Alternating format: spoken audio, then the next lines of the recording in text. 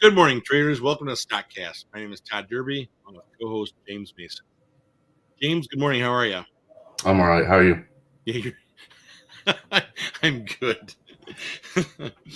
James and I just had a deep conversation, and we're doing a little venting to each other. So he's a little grumpy this morning. Well, I'm gonna try not to fucking speak my mind. All right. Just, Let's get at it then. Let's talk about the one guy we keep talking about every day the last 3 weeks. Elon Musk. Can we say it enough that just how much of a genius he is and how bright he is and how I bet there's going to make a movie. I bet there will be a movie on this takeover of how he bought Twitter. It's gonna be called Big Balls Musk. I mean, what else would you call it? I mean, he literally came out and said, "I'm buying this bitch," and he bought it. Like, right. Could you imagine someone coming up to your business or your house saying, "You know what? I'm buying this motherfucker right here," and you're like, "No, you're not." Next thing you know, he bought the damn thing. Well, what was impressive for me was that he said, "I'm going to buy it," and he whispered to his counterparts and said, "They're going to do a poison pill move next. Mm-hmm. Watch this." Like, he was prepared for it, and when they did the poison pill, he went and secured the financing and the investors and lined it up. And after they wasted all that time, he already had this shit lined up for real. It was the biggest FU in the business. It was, it's like I said when I was talking about Tesla the other day and I was talking about their earnings. You never know what he's going to pull out, and Elon is it's like I said, he's always 2 steps ahead. He's always 2 steps ahead. He's always thinking of ahead, and man, it's crazy that people bet against him. I mean, I know everybody wants to see like the Tesla drop, like the big massive Tesla crash in their stock, because it's not to see really Tesla fail. It's just because of their PPS value and how much room it has to the bottom. And they just want to rack up. I get it. I 100% understand that. But there's just some people you don't bet against, and Elon Musk is one of them. Like, truly, there's some people like him that you don't bet against. There are people who I'm friends with on Facebook that I don't know what they do in the investment world. I don't know. I'm pretty sure they don't day trade. I mean, I'm 100% confident they don't day trade. But 2 of my non-trading friends posted Elon Musk post about him taking over Twitter, don't bet against him type sentiments.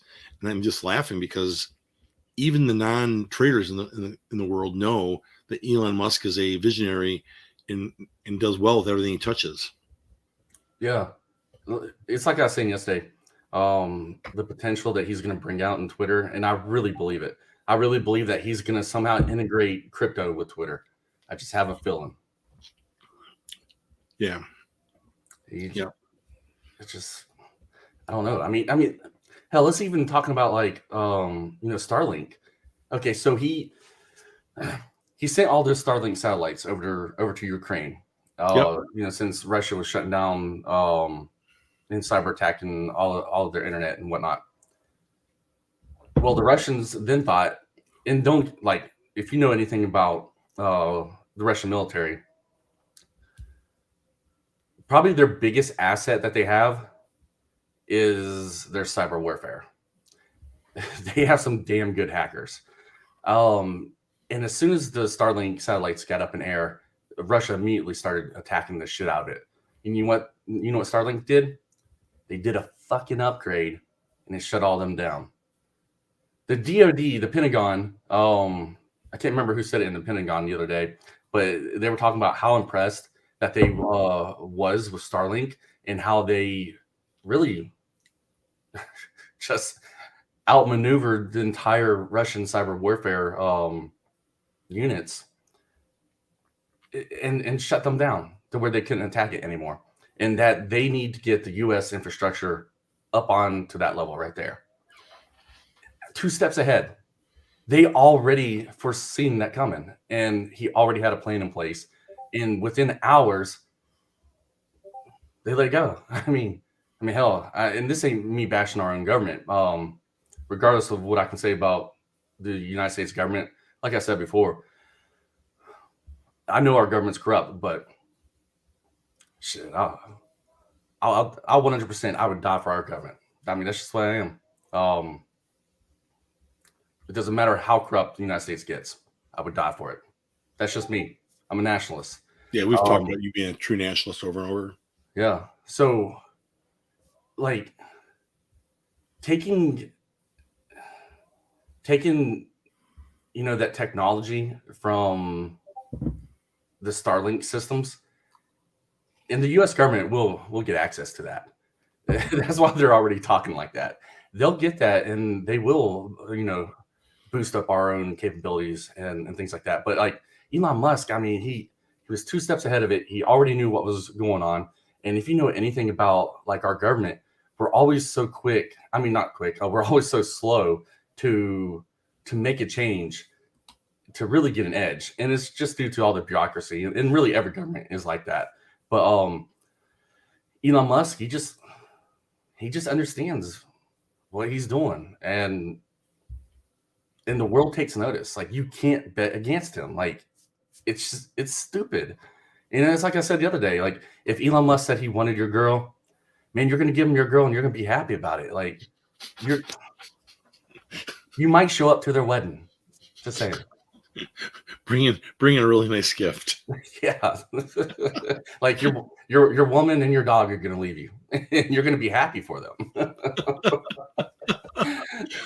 But yeah, like, you just can't bet against them. And like the whole Twitter thing, it's just kind of comical how at first he was trying to offer them 43 billion and they was like, oh no. And then they came back and they was like, we'll take 44 billion. I was like, what?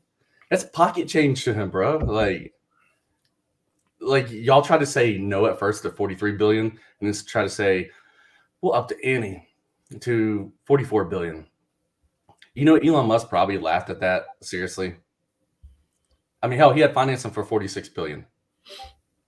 And 15 of it was his own money. Oh, so they left 2 billion on the table? Mm-hmm. They're a bad board. I know. Well, that's what Jack Dorsey even said. He said the biggest issue that Twitter has ever had has been the board.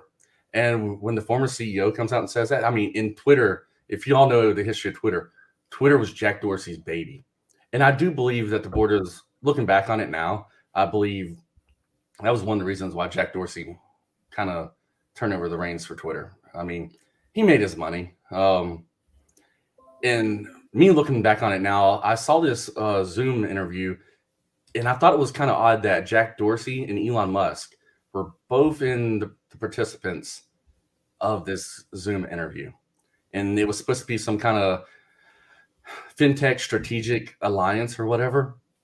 So I'm wondering if that kind of plays a role into this whole buyout as well. Maybe Jack Dorsey knew what was up. Going back to Starlink, have you ever seen the Starlink satellites in the sky? No, I haven't. Recently, like two or 3 nights ago, it moved across Wisconsin and Michigan, and someone saw a video of it, and I saw a video of it. It's this long string of lights, and it looks like dancing lights. And if you don't know what it was, you're going, what is that? It looks like a UFO. But they were moving them across the country, a set of satellites, and the local news picked it up. Knowing Elon Musk, he probably made it look like that and probably moves them just to make people make those alien claims.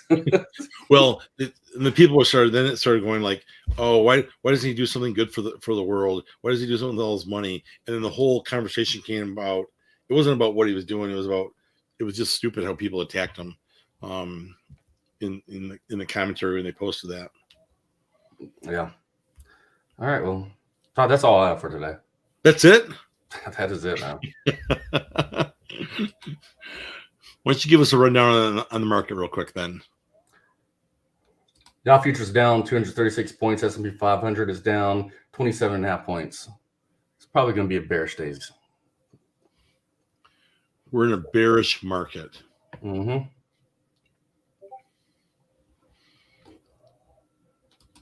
All right, we're 17 minutes from the start open of the market.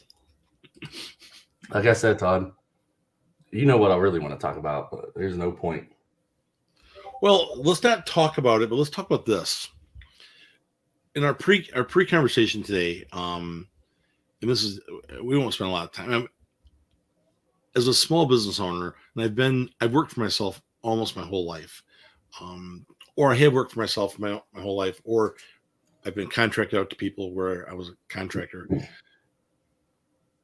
Loyalty is gone. There's virtually zero loyalty left in our society, and that it drives me nuts. The